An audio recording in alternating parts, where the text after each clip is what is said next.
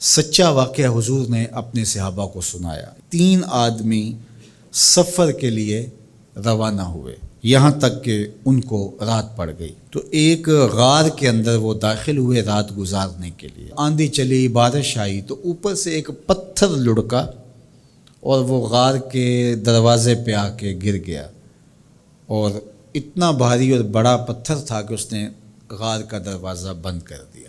انہوں نے آپس میں بات کی اور کہا، تم اس غار میں پھنس گئے ہو، اب یہاں سے نکل نہیں سکتے مگر یہ کہ تمہارے وہ عمل جو محض اللہ کی رضا کے لیے تم نے کیے ہیں، ان اعمال کا وسیلہ دے کے اللہ سے دعا مانگو۔ ان میں سے ایک آدمی نے کہا، اللہ میرے ماں باپ بوڑھے تھے، اور میں جب بھی بکریاں چرا کر کے آتا تو میں دودھ دو کر کے سب سے پہلے اپنی ماں کو اور اپنے باپ کو پیش کرتا۔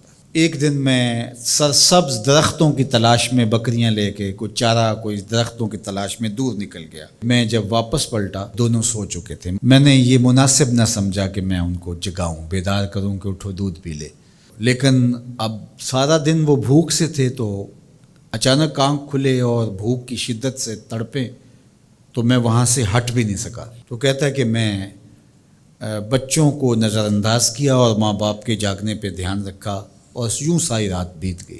میرے ماں باپ فجر کے وقت جب اٹھے، وہ دودھ ان کو پیش کیا۔ اب یہ عمل پیش کر کے کہتا ہے، اے اللہ، اگر یہ میں نے محض تیری رضا کے لیے کیا، تو جانتا ہے میرے دل کو، تو اس پتھر کو ہٹا دے۔ تو پتھر تھوڑا سا سرک گیا، لیکن اتنا نہیں تھا کہ وہاں سے یہ باہر نکل سکے۔ اب دوسرے کی باری آئی، اس نے کہا، اے اللہ، میرے چچا کی ایک بیٹی تھی جو مجھے بہت زیادہ محبوب تھی۔ مرد عورت کے ساتھ جتنی محبت کرتا ہے، اس طرح میرا اس کی طرف رجحان قلب تھا، تو میں نے اس کو اپنی خواہش کی تکمیل کے لیے کئی بار کہا، لیکن اس نے کہا کہ یہ نہیں ہو سکتا۔ اور پھر ایک دن حالات نے اس کو مجبور کر دیا، فاقہ زدہ حالات ہو گئے، غربت آ گئی، تو اس نے مجھ سے اپنی حاجت طلب کی، تو میں نے اس کو 120 دینار دیے، لیکن اس شرط پہ کہ تم اپنا جسم میرے سپرد کرو گی۔ اب مجبوری سے اس نے کہا ٹھیک ہے، لیکن میں نے دیکھا کہ اس کا وجود اللہ کے خوف سے کانپ رہا تھا، اور مجھے کہنے لگی، اتق اللہ، اللہ سے ڈر، اور اس کی حدوں کو نہ توڑ۔ میری خواہشات تو پگلی تھیں، آرزوئیں تو بے تاب تھیں، اور میں اس کی قیمت بھی ادا کر چکا تھا، لیکن اس کا یہ جملہ کہ اللہ سے ڈر، تو میں نے تیرے سے ڈر کے اس کو چھوڑ دیا، اور جو اس کو میں نے 120 دینار دیے تھے وہ بھی اس کے پاس رہنے دیے۔ اللہ، میرے اس مخفی عمل کو تو ہی جانتا ہے، تو اگر میں نے تیری رضا کے لیے ایسا کیا تو اس پتھر کو ہٹا دے۔ تو پتھر تھوڑا سا ہٹ گیا، سوراخ تو زیادہ ہو گیا، لیکن ابھی بھی وہاں سے گزرنا ممکن نہیں تھا۔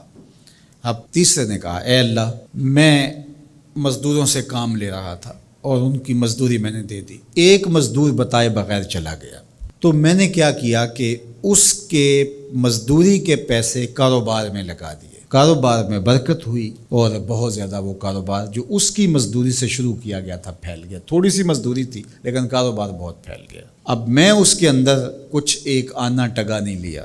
ایک عرصے کے بعد وہ شخص آیا، اس نے کہا، مجھے میری مزدوری دے۔ تو میں نے کہا، یہ بکریاں، یہ بھیڑیں، یہ اونٹ، یہ غلام، یہ نوکر چاکر، یہ سب کچھ ہے، یہ تیری مزدوری ہے۔ تو اس نے کہا، میرے ساتھ مذاق نہ کر، میں تو مزدوری کے وہ چند جو لینے آیا ہوں، اور آپ کہتے ہیں یہ سب کچھ تیرا ہے۔ تو اس نے ساری صورتحال بتائی، تو اس نے وہ ساری بکریاں، وہ سارے اونٹ، ساری گائے اور سارے غلام ہانکے اور چل دیا۔ کہا، اے اللہ، اگر یہ عمل میں نے تجھے راضی کرنے کے لیے کیا تھا تو پتھر کو ہٹا دے۔ تو حضور نے فرمایا، وہ پتھر ہٹ گیا اور یہ چلتے ہوئے باہر آ گئے۔ جب اللہ کی رضا کے لیے کام کیے تو مشکلوں سے نکلنے کے راستے ملتے۔ ایک روایت میں آتا ہے، جو آسانی کے وقت اللہ کو فراموش نہیں کرتا، اوکھے ویلے اللہ اس کو فراموش نہیں کرتا۔ ہم تو کسی مصیبت میں پھنسے تو چالاکیاں کرتے ہیں، کوئی چالاکی، کوئی مکر کہ اس سے نکلیں۔ تو مصیبت میں پھنسیں تو دعا کے لیے ہاتھ پھیلا لیں، اور اچھے اعمال کا اللہ کی بارگاہ میں وسیلہ پیش کریں۔ تو زندگی میں ایسا ذخیرہ اعمال کا جمع کرو کہ جب مشکل بنے تو ان اعمال کا وسیلہ پیش کر کے مشکلات سے نکلنے کا راستہ ملے۔